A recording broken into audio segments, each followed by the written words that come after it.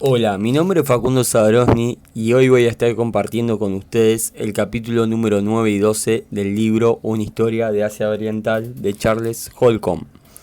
El autor es un historiador recibido en la Universidad de Michigan, especialista en historia de Asia. China, para inicios del siglo XX, atravesaba momentos tensos a nivel geopolítico. Por un lado, la dinastía Qin había sido derrotada y la reunificación de China estaba en manos de los nacionalistas a cargo de Chiang Kai-shek, que establecieron su capital en Nanjing, que era pensada como una ciudad moderna y modelo a seguir. Para 1928, un solo partido, el Kuomintang, estuvo a cargo de la administración del país. El Kuomintang mantuvo relaciones estrechas con la Alemania nazi, donde el mismo hijo de Chiang Kai-shek había estudiado. En la década del 20, Chen Duxiu fue uno de los fundadores del Partido Comunista Chino. Este partido se mantuvo bajo el mando de Moscú.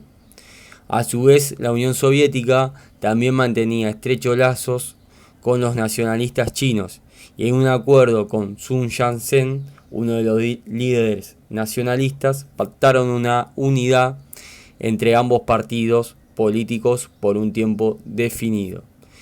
Pero en 1928, Chiang Kai-shek ordenó la purga de al menos 500 estudiantes de índole izquierda que se encontraban manifestándose. Este golpe fue devastador para el Partido Comunista Chino, donde un joven Mao Zedong fue también reprimido y encarcelado.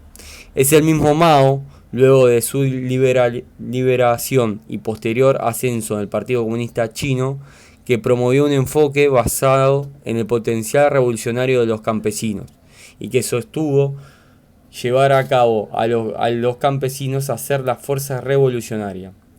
Él llevó a cabo su teoría a través de la reorganización de tierras y también con innovadoras técnicas de táctica de guerrilla para ganar espacio político y físico dentro de China.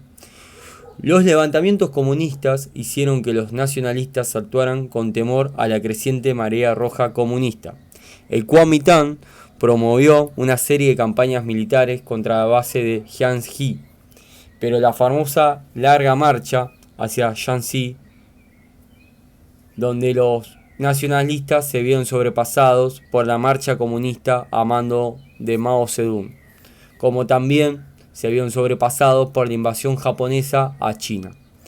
Mao Zedong estableció su nuevo cuartel en la ciudad mercantil de Yan'an, donde llamó a la tregua con Chiang Kai-shek y a la formación de un frente unido en contra de la invasión de Japón.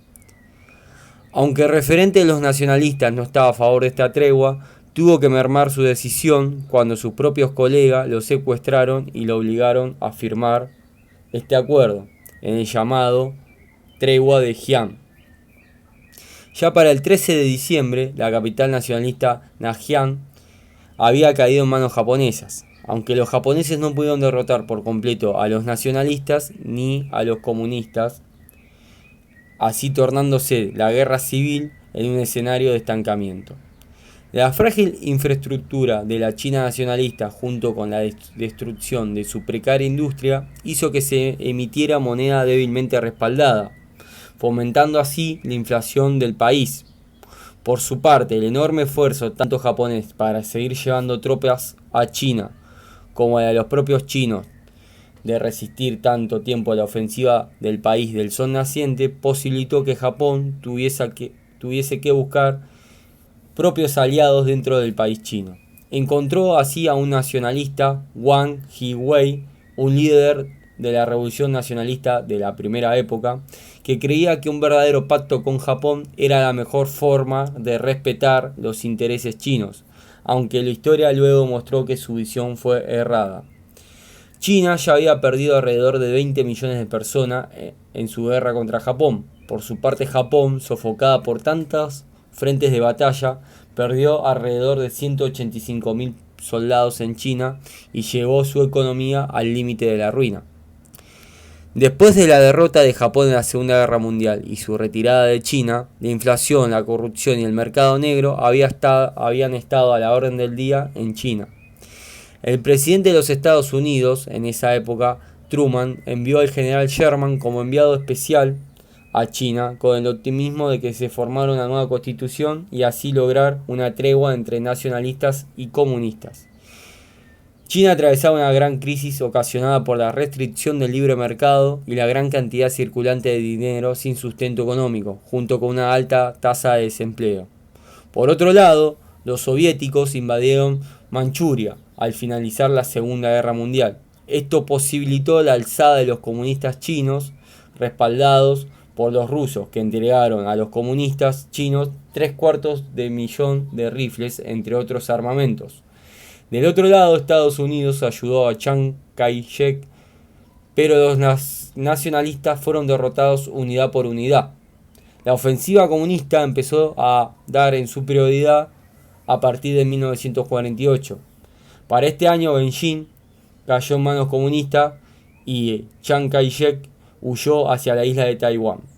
El 1 de octubre de 1949, Mao Zedong, en la plaza Tiananmen, proclamó la fundación del nuevo país llamado la República Popular de China, de índole comunista, marxista.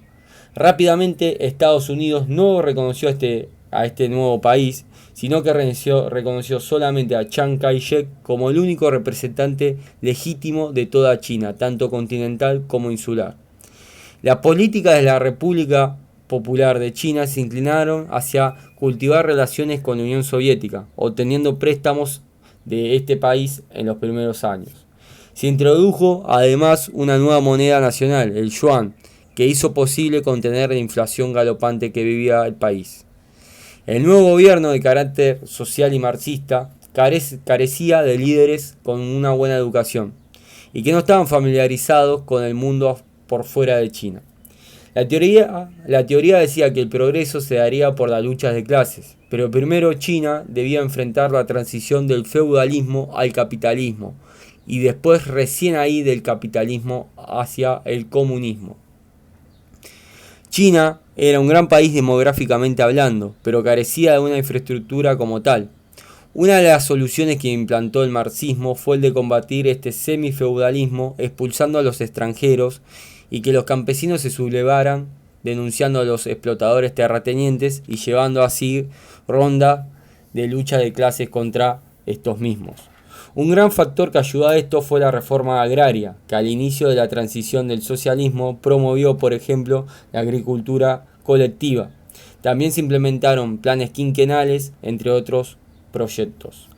En el ámbito político, las distintas diferencias que existían, tanto entre Mao Zedong y Stalin, jefe de la Unión Soviética, fueron más que notables. En su visita a Moscú en 1953 se dejó bien visto esto. Las principales diferencias existían en que Mao creía que era a través del pueblo que se lograría el avance y el despliegue económico, mientras que los soviéticos sostenían que el avance era a través de la mano de la industria, para así poder despegar la economía. La gran fe de Mao en el pueblo para sobrepasar todos los obstáculos representó la base de lo que se llegó a conocer como el Gran Salto Adelante, iniciado en 1958. ¿En qué consistió este Gran Salto? Bueno, se puede entender este proceso en representar la transición hacia un comunismo genuino, en donde la unidad organizacional era clave. El Gran Salto fracasó en alguna de sus vertientes, ya que se movilizó a más de 90 millones de personas a que fueron relocalizadas en distintas zonas de China para la explotación de hierro, aunque el desastre de la agricultura fue aún peor. Muchos granjeros se sintieron poco motivados a trabajar en granjas comunales y ceder sus trabajos a otros, sumado a las cosechas escasas, la erosión del suelo y el daño al medio ambiente.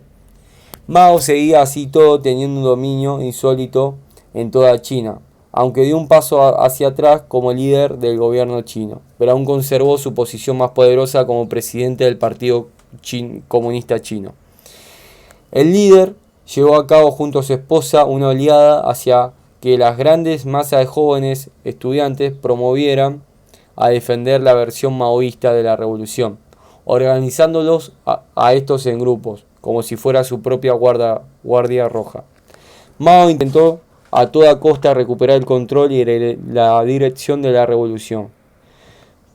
Cuando se dice que trató de llamar la atención a toda costa, no miento. En el año 1973, Mao nadó varios kilómetros del río Yangtze, demostrando su hombría y su poder. Para 1968, el Partido Comunista Chino estaba en manos de Deng Xiaoping, pero este fue expulsado del gobierno y nombrado como enemigo público y tuvo que soportar 3 años de sesiones de lucha y confinamiento en la cárcel. La relación entre Mao y Stalin, como dije bien antes, fue bastante distante y se rompió definitivamente tras la muerte de Stalin en 1953. Ya para mediados de 1960, los soviéticos habían retirado toda su ayuda a los chinos y hasta habían llegado a ayudar a la República de la India en un conflicto contra China. Hay que aclarar que China y Rusia comparten la frontera más larga del mundo con más de 6.679 kilómetros, por lo cual China empezó a ver a la Unión Soviética como un enemigo más que temible que los Estados Unidos. En 1969, Richard Nixon toma lugar como presidente de los Estados Unidos de América. Para ese entonces el país norteamericano se encontraba en una guerra impopular en Vietnam. Tanto Nixon como Mao, por sus distintos intereses, querían lograr una comunicación nuevamente. Y esto se dio a través de la llamada de la diplomacia ping-pong, en donde el gobierno chino permitió a su equipo local de ese deporte participar en un torneo realizado en Japón. La buena relación entre estos dos equipos de ping-pong, tanto chino como estadounidense, permitió que el equipo de Norteamérica visitara a China tras 23 años sin extranjeros norteamericanos en el país. Ya para 1972, Richard Nixon visitó oficialmente China, tratando entre otros temas con Mao Zedong el problema con Taiwán, la isla donde se había localizado Chiang Kai-shek. Se firmó así un documento en donde se afirmaba que la solución al problema de las dos Chinas debía solucionarse de manera pacífica y armónica. El comunicado titulado de Shanghái también afirmaba el repliegue de fuerzas de Estados Unidos en la isla de Taiwán. Recién en 1979, Estados Unidos reconoce a la República Popular de China como tal, aunque el Congreso de Estados Unidos, bastante discrepante de los gobiernos de turno de Norteamérica, aprobó una ley por la cual Estados Unidos debía seguir comprometiéndose a ayudar militarmente y económicamente a Taiwán. Hasta aquí he hablado un breve resumen de la Guerra Civil China, vista de la mirada de uno de los mayores exponentes de la mirada sobre Asia, Charles Holcomb.